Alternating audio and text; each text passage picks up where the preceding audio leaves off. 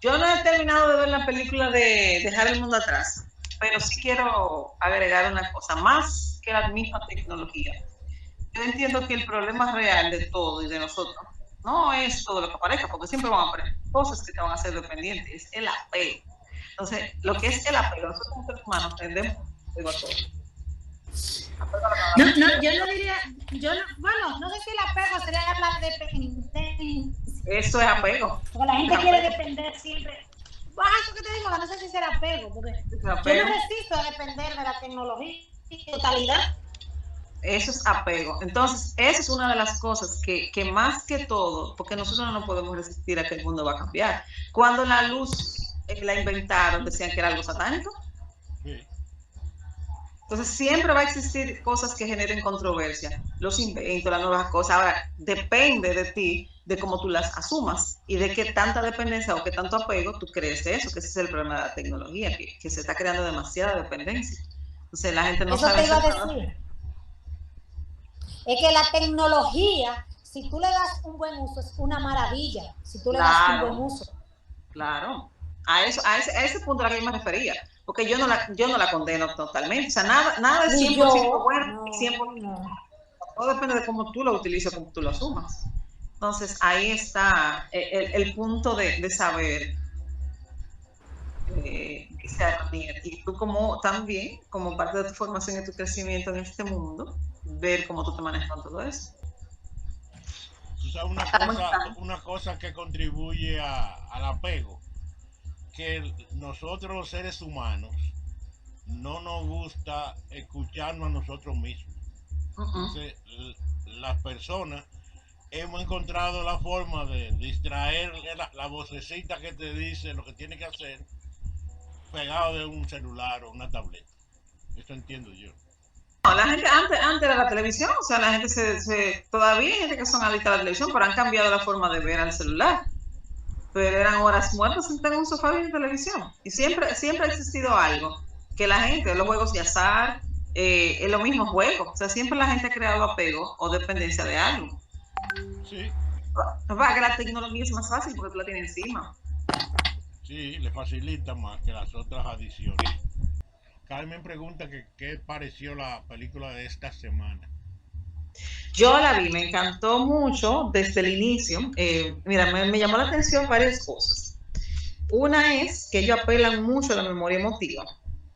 Entonces, dentro de todas las cosas, las escenas siempre apelan a la memoria emotiva de la vaina esa del KKK, de la cosa de los negros, de la familia, de todo eso. Todo ello lo relacionan mucho con las emociones. Y la otra es cómo mencionan mucho los ancestros, los fallecidos, los abuelos, lo tocan mucho en todos los sentidos, porque mencionan a los abuelos de todo el mundo y la conexión que existía entre cada uno de los abuelos. Con Willy, eh, me llamó mucho la atención de que Willy viene de abajo, o sea, sus padres trabajaban, esclavos prácticamente, empleados que lo llevaban a ellos, y aún así él se propuso llegar arriba, pero dentro de ese subir, a pesar de que estaba en la religión activo, y a pesar de sus enseñanzas, de que se mantuviera humilde, que a la esposa le decía que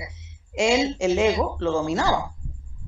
Pero esa parte del ego también era una parte importante, porque yo siempre entiendo que el ego uno no lo puede aniquilar, porque el ego te da ciertas cosas. Por ejemplo, cuando él le cambió los 8 millones por 100, ellos se sentían que eso era una cantidad exuberante, que era una cantidad muy grande, que no se lo... Entonces ahí está la parte de la mentalidad de pobre, de que ellos se sentían no merecedores de eso, no sabiendo todo lo que había atrás en eso. Entonces ahí entra la parte buena de lo que es la compensación que te da el ego.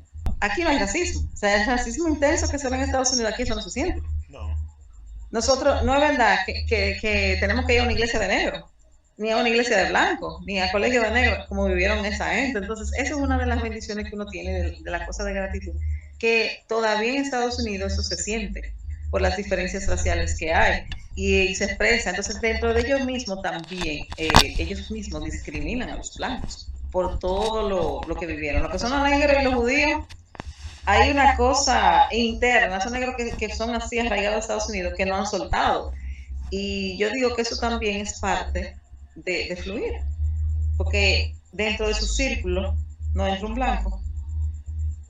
No. Entonces eso es parte también de la aceptación de que las cosas cambiaron y que se le hace un poquito difícil. Entonces eso es una de las bendiciones que tenemos que vivir aquí. Déjame ver, la ambición. Él aceptó el caso cuando le hablaron que era un caso grande. Cuando le dije 6 millones, no quería ese caso, eso era muy chiquito para él. Sí. Eso era muy chiquito, que los casos de él eran de más millones, hasta que el otro abogado, Hal, es que lo convence de que él entiende que hay algo más. Y Hal incluso es el que hace el papel fundamental de unir el caso, de buscar porque la primera testigo que no le supieron aprovechar por el acelere y por el mismo ímpetu y el ego y el delirio de grandeza, tenía buenas partes, porque ella era la testigo de que las cosas se le estaban aumentando de precio, se le estaban triplicando las cajas. Sí. Y él es que consigue también el pacto que hicieron con los bautistas, que no cumplieron, que fue que prácticamente querían abusar de todas esas comunidades pobres que no tenían más, y eso son cosas que también pasan. Con ambición, a ver. Y él aceptó el caso cuando le dijeron que a él lo iban a catapultar y lo iban a poner al lado de los más famosos, de los grandes. Los grandes. Eso fue lo que se le pero yo entiendo que los medios para llegar a un fin a veces uno no los entiende.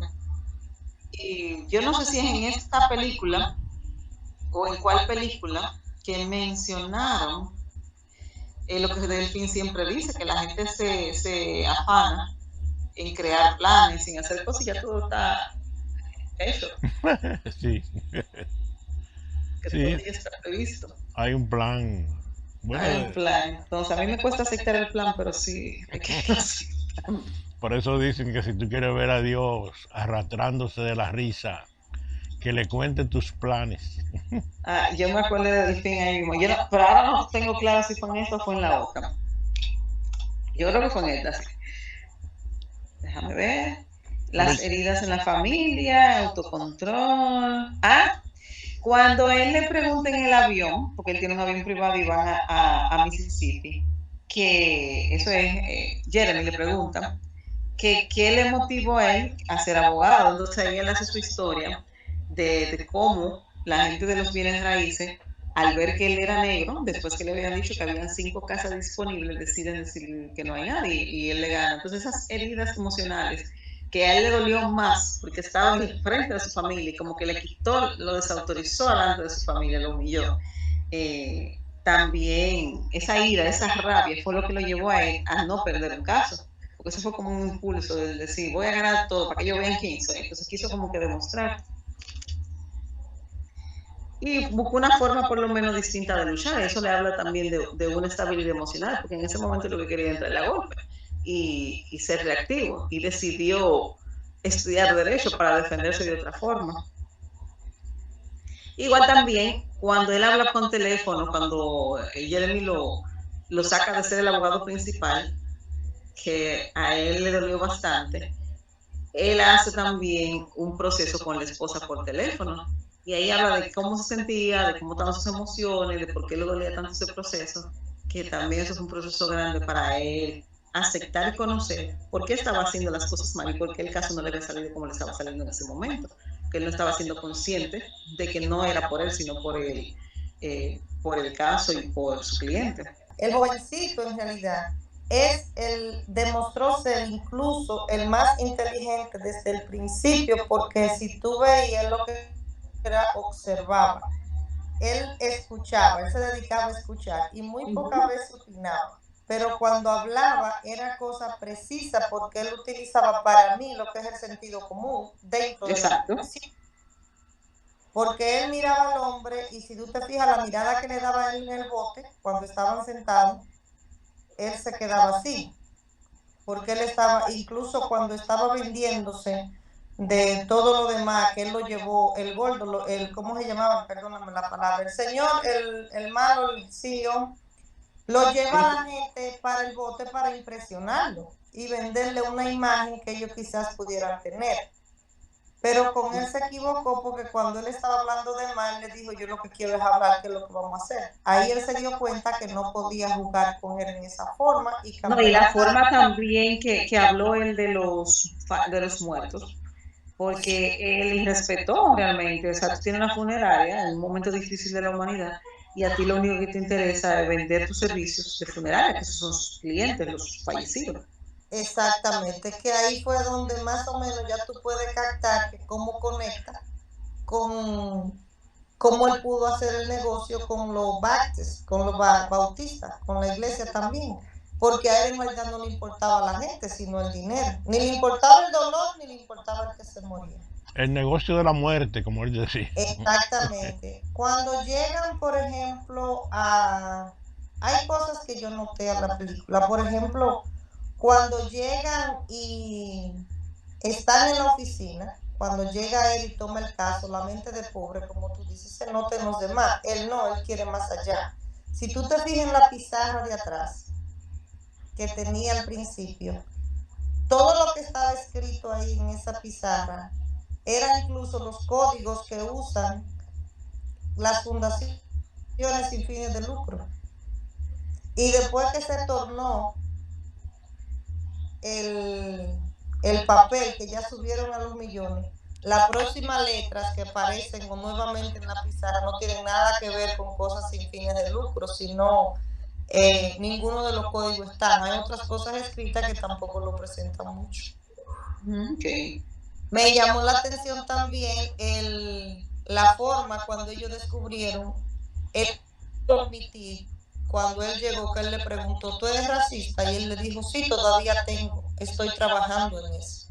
O sea, él era una persona honesta, el abogado blanco desde el principio, el abogado que yo tenía. O sea, No, y se retiró por eso mismo. Él dice, por más que yo me quede, cuando lo atacaron. Exactamente, cuando entonces él fue que si tú ves la escena como cambian, lo que estaban buscando la forma de atacarlo, indagando sobre su familia, sobre lo malo que eran y sobre el abuelo que era parte del KKK. Si tú te fijas, mientras ellos estaban hablando de esa parte, lo presentaban a él tomándose una cerveza, riéndose y disfrutando con los otros abogados que eran negros. Eso te explica a ti, ok, tu abuelo pudo haber hecho esto, pero mira cómo ha evolucionado el proceso. ¿Me entiendes? Y algo que como él le quería exigir ahí que renunciara al abuelo, dice, no, es mi familia, yo tengo que aceptar, y no me pueden medir a mí por lo que hicieron mis ancestros. Me impactó mucho que en las películas mencionan mucho los ancestros y los antepasados. Porque, como le comenté a Delfín, a veces pues, uno tiene que pagar los errores de los demás. Hay una parte de la Biblia que dice, los padres se comieron las uvas agrias, pero la dentera le dio a los hijos, que era lo que tú decías, Johanna, de los ancestros, que realmente, y en la vida, por lo menos lo que yo he aprendido, es que muchas personas que le pasan cosas, vamos a decir negativas, entre comillas, están, eso es por cosas que hicieron sus ancestros, que somos afectados hasta una séptima generación. Pero que también la gente tiene la oportunidad de sanar, de cortar esas descendencias. Y se va a seguir repitiendo hasta que una generación no aprenda a salir de eso. Y va a seguir, va a seguir, va a seguir. De eso se trata, eso es lo que busca la constelación familiar, que tú sanes para que rompa la cadena, de que no se repita. Por ejemplo, ahí yo entiendo que el abogado blanco, que tampoco me acuerdo el nombre, rompió con esa cadena, porque él aceptó no cargar eso. Sí. Entonces, él decidió que lamentablemente él ama a su familia, que no lo puede odiar por lo que hicieron, y que su abuelo no puede renunciar a ellos, pero no lo pueden culpar a él por lo que él hizo. Tú sabes que yo pienso también que si el CEO de la cadena grande de funerarias hubiese actuado con más sencillez, quizá no pierde tan fácil el caso. Pero la soberbia de él fue que lo hizo que el jurado tomara esa decisión. ¿Tú ves?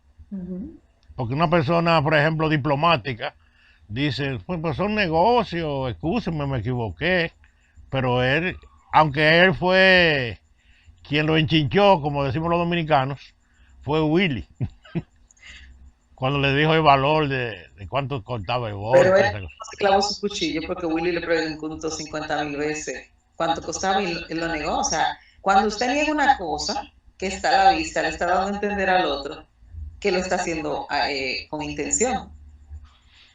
Porque alguien le dijo, pero usted llegó en un avión, ¿cuánto le costó? Y Willy le dijo, bueno, yo le puedo decir el precio de mi avión, por eso no está en discusión aquí.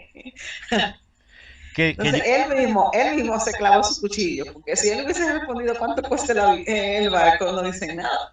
Ni sale tan cizañoso como él que lo negó 50.000 veces. Yo creo que esa soberbia de él inclusive motivó a la frase que dijo la abogada al final, cuando se despidió de Willy. Como que ella estuvo de acuerdo que perdiera a su cliente, porque Es que en el fondo ella también se vio afectada porque son sus ancestros. O sea, él afectó a las comunidades negras.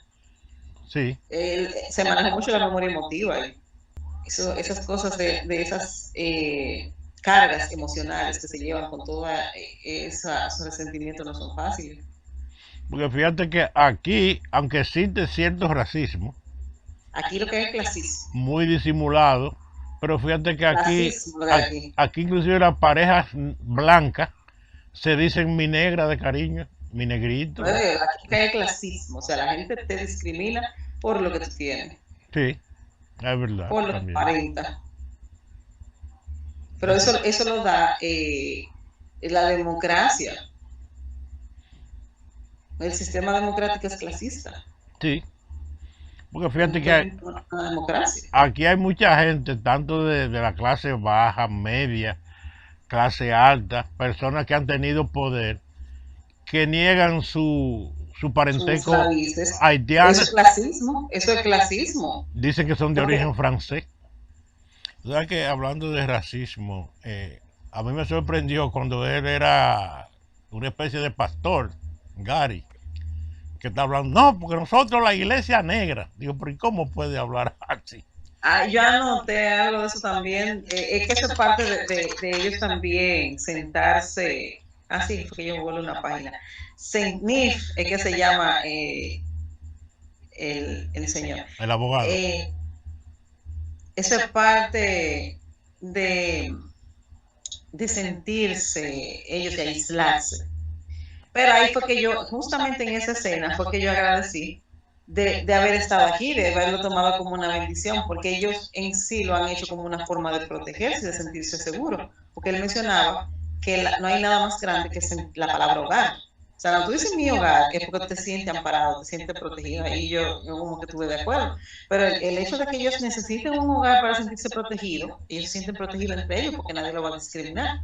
Que eso aquí es muy raro que tú lo veas.